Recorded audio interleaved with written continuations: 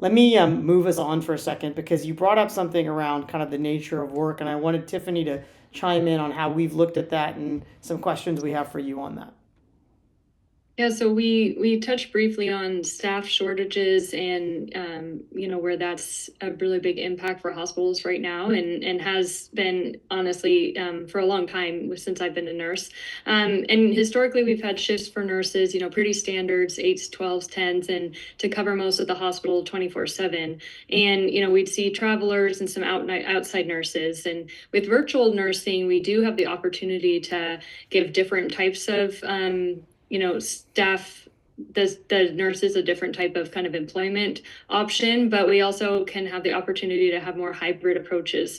And so and with that, it looks like possibly only Monday through Thursday 8 to 1 that unit needs help with admits and discharges. And then in virtual nursing in general, we're seeing some people going 100% with their own staff.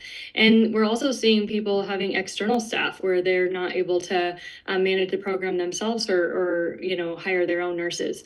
And we're starting to also see this hybrid approach where maybe you start with some external staff and bring in your staff, etc. So when Holly, does it make sense to kind of bring this model in-house, and where can you see the need for outside help, outsourcing that resource, and what do you think about the opportunity for these hybrid models? Well, if I was a chief nursing officer and I was putting in virtual nursing, the first thing I would do is really get a core advisory team of frontline staff together to ask them that question. For people who would be interested, get some influential leaders on units or people who have maybe had experience this, and allow the staff to make that decision. Think of how much easier adoption is going to be if you allow the nurses to say, hey, or, I experienced in one hospital that I worked with that actually the more senior nurses were who everyone preferred to be their virtual nurse. The nurses that were part of already the unit team or the hospital team, because then there was already this level of confidence and easy ability to not say, well, they're getting to do this and I'm not, but you make that experienced nurses that are interested in this, but make the decision. Make sure that you've included the frontline staff in the decision for your model. Without deploying something that they haven't had any say in. Mm-hmm. And what do you think about the opportunity for the hybrid models with virtual nursing, with just care when you need it? Do you see that as something in the future, or for virtual nursing specifically?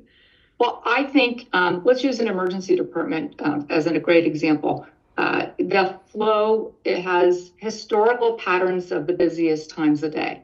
It does make sense to me that there is a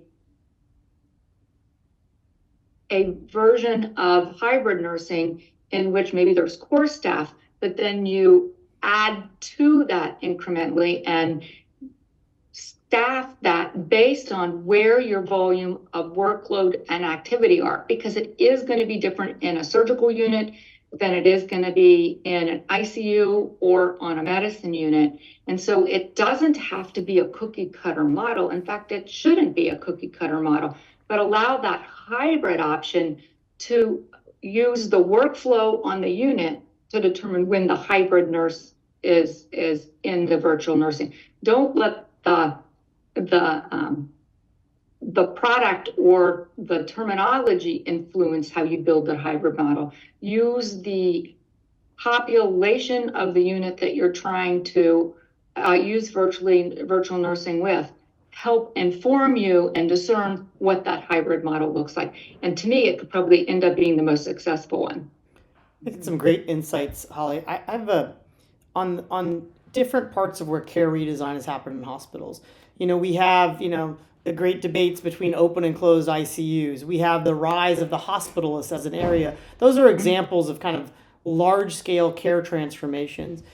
In the nursing side, do you see this as, is there an analogy that you think about in your career that, oh, this is like when we shifted from A to B? Or do you think this is a new muscle that's going to require nursing leaders to have these kind of on the ground conversations, and really kind of build bottoms up, because there's no template for this? How do you look at like what this change will look like for care design from the nursing perspective?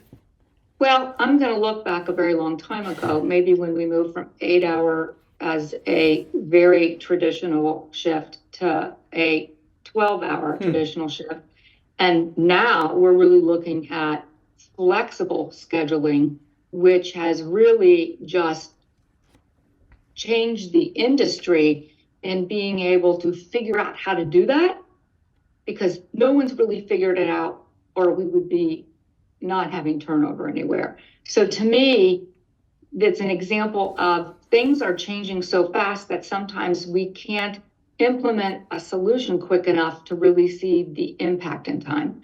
And I would use that virtual nursing as the same. We're probably, it's a shame that we hadn't figured this out before COVID, instead of building and learning at the same minute, where we could have really built the foundation and then learned much more methodically than really building and learning at the same time.